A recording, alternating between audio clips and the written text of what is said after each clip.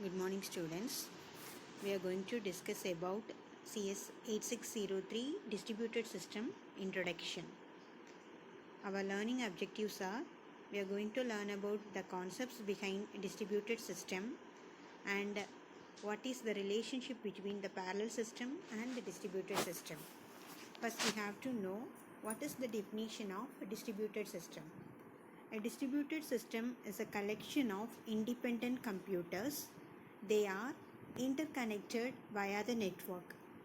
Why they are connected with one another means to collaborate a particular task.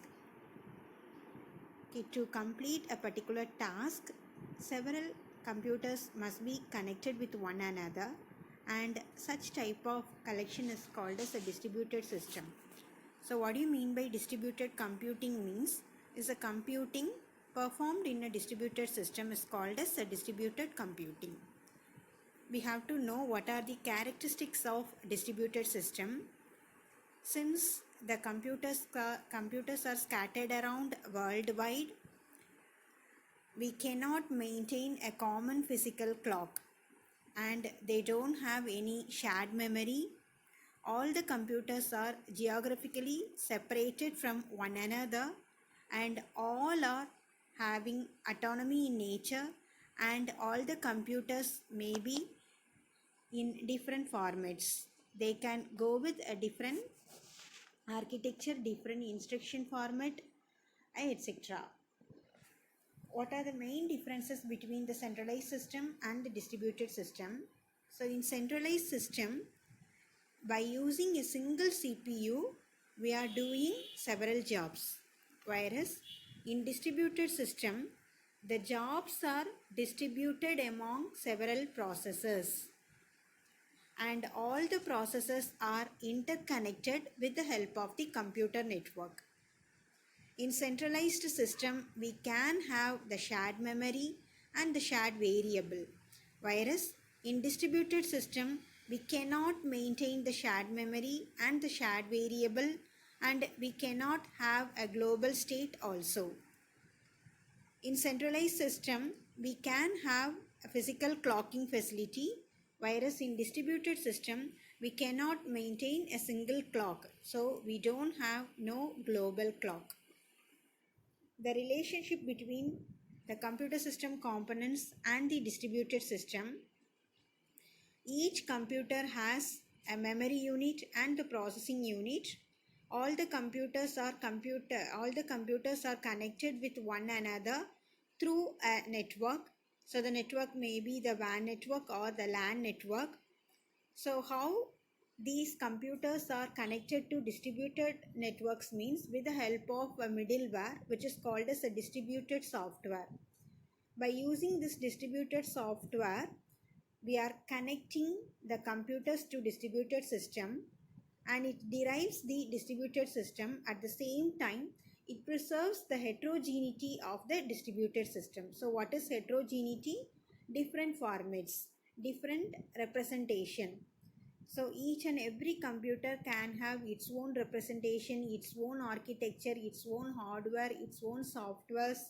Okay, they may be different from one another, but to hide this heterogeneity, we are using the middleware, which is called as a distributed software.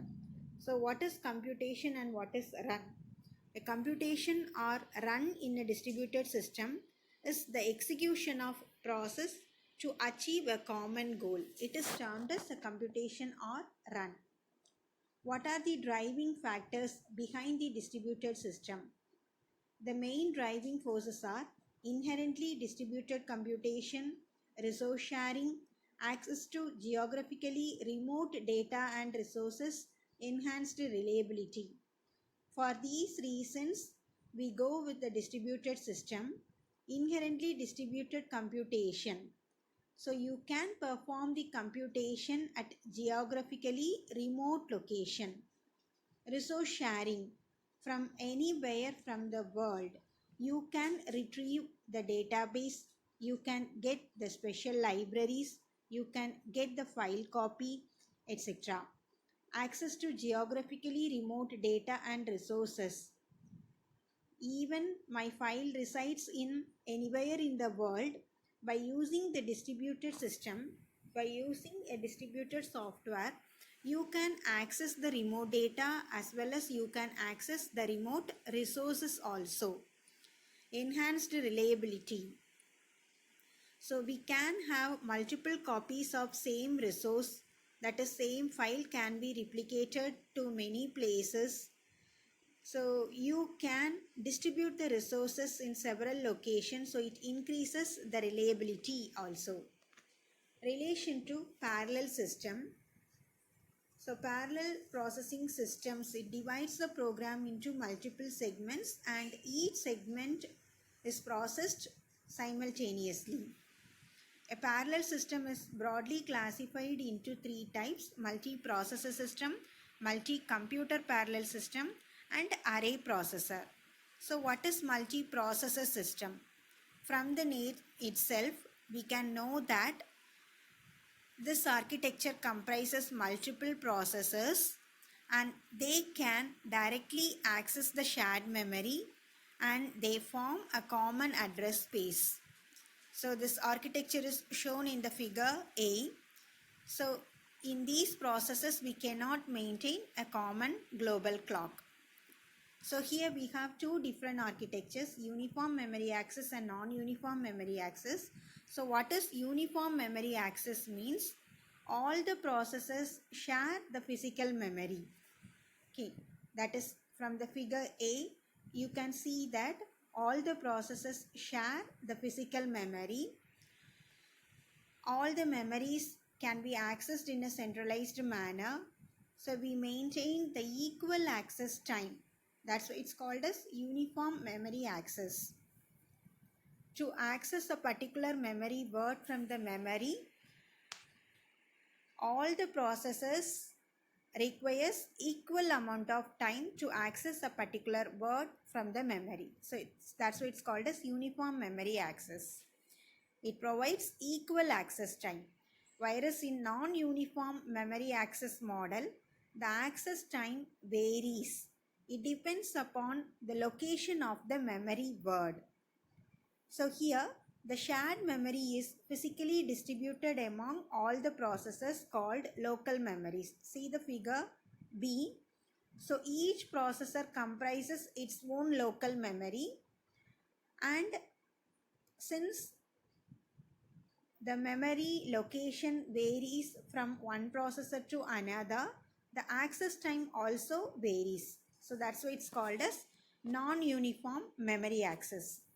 So the second type of architecture is multi-computer parallel system. It is also a parallel system. Here also we have multiple processors. But what's the difference between the first one and the second one means, in the second one, the processors cannot have a direct access to the shared memory.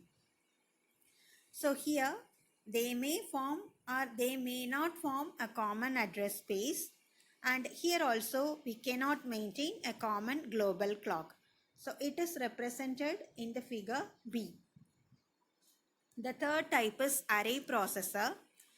So they are a class of processors, and the other name of this is known as a vector processor.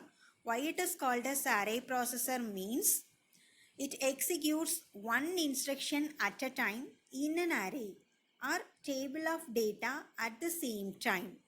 At the same time, the same instruction can be executed on a table of data or on array of data. That's why it's called as array processes.